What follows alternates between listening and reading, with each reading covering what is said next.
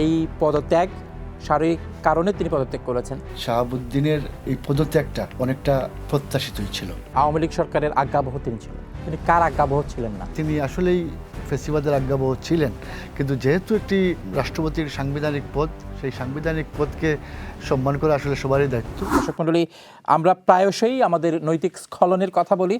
আমরা একটি উন্নত জাতি এবং চারিত্রিকভাবে একটি উন্নত জাতি গঠনের স্বপ্ন দেখি, এবং আমাদের সংসদ সদস্যরা প্রায়শই বিভিন্ন অনুষ্ঠানে, জাতীয় কিংবা স্থানীয় অনুষ্ঠানে এ বিষয়ে জনগণকে, বিশেষ করে তরুণ প্রজন্মকে বিশেষ করে তারা লেকচার প্রদান করে থাকেন। কিন্তু বাংলাদেশে লাগাতার ঘটনা ঘটেছে যেখানে এমপিরা নিজেরা এই নৈতিক স্খলনের দায়ে অভিযুক্ত। বিশেষ করে নারীদের সাথে তাদের সম্পর্ক, অন্তরঙ্গ মুহূর্ত, বিবাহ বহির্ভূত সম্পর্কে আমরা দেখতে পেয়েছি কয়েকজন এমপি পদপ্রার্থী এবং সর্বশেষ সাতক্ষীরার একজন জামাতে ইসলামের এমপি তিনি অভিযুক্ত হয়েছেন এবং তাকে তার দল থেকে ইতিমধ্যেই বহিষ্কার করা হয়েছে। তার এমপিশিপ কিংবা তিনি সংসদ সদস্য হিসেবে থাকবেন কিনা এটি এখনও আইনের বিষয়। তবে এই সংসদ সদস্যদের, বিশেষ করে জামাতে ইসলামী একটি রাজনৈতিক দল যারা নিজেদেরকে উপস্থাপন করে একটি ইসলামী রাজনৈতিক দল হিসাবে, তাদের একজন সংসদ সদস্যের এই নৈতিক স্খলন আলোচনার জন্ম দিয়েছে এবং একই সাথে এমপিদের যে মানদণ্ড, এমপি নির্বাচনের দলীয়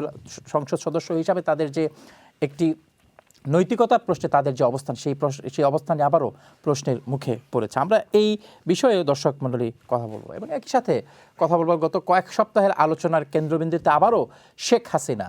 তিনি দেশে ফিরছেন, এই বিষয়ে লাগাতার তিনি বলে যাচ্ছেন এবং তাকে দেশে ফেরানোর জন্য ইতিমধ্যে সরকারের আবেদন, তার দেশে ফেরার ইচ্ছা।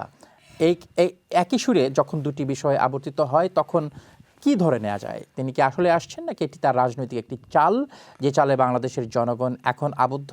আলোচনার কেন্দ্রে আবারও তিনি, এবং এই আলোচনার কেন্দ্রে থেকে তিনি হয়তো আবারও তার দল কিংবা তার নেতাকর্মীদেরকে আশান্বিত করার একটি প্রচেষ্টা করছেন কিনা, সে বিষয়েও আজকে আমরা আলোচনা করব। তবে প্রথমেই জনাব মোহাম্মদ শাহাবুদ্দিন, আপনি দেশে ছিলেন জনাব লিটন বেশ কয়েকদিন, গত 2 বছরে বেশ কয়েক মাসই আপনি দেশে ছিলেন।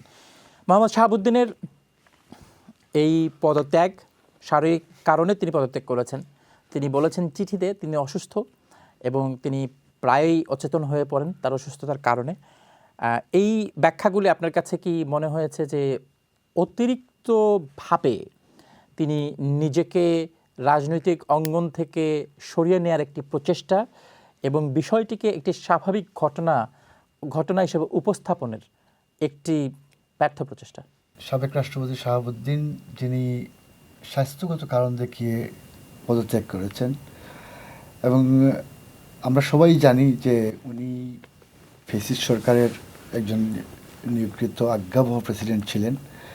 গণ অভ্যুত্থানের পরে অনেক জায়গা থেকে দাবি উঠেছিল রাষ্ট্রপতিকে অপসারণের।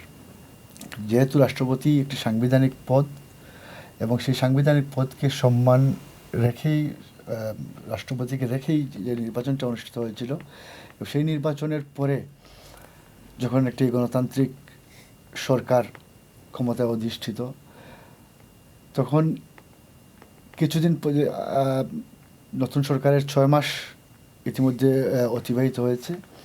এই 6 মাসের মধ্যে রাষ্ট্রপতির পদত্যাগ, যদিও আমি অস্বাভাবিক কিছু দেখছি না, কিন্তু তারপরেও আমার মনে হয় যেহেতু আমাদের সরকারের নীতি নির্ধারক যারা আছেন ওনারাই বলতে পারবেন ভালো, কিন্তু আমি মনে করি যে শাহাবুদ্দিনের এই পদত্যাগটা অনেকটা প্রত্যাশিতই ছিল। আপনি একটি কথা বলেছেন যে আওয়ামী লীগ সরকারের আজ্ঞাবহ তিনি ছিলেন, তিনি কার আজ্ঞাবহ ছিলেন না? সবার সব ছিলেন, কিন্তু উনার ফ্যাসিস্ট সরকারের সময় যে উনার যে কিছু কার্যকলাপ যেগুলো জনসমক্ষে এসেছিল, সেগুলো আসলে অতি আজ্ঞাবহ বা দলদাসের মতো তিনি তার কিছু কার্যকলাপ তিনি করে গেছেন, যেগুলা হয়তো ইতিহাসের পাতায় লিপিবদ্ধ থাকবে।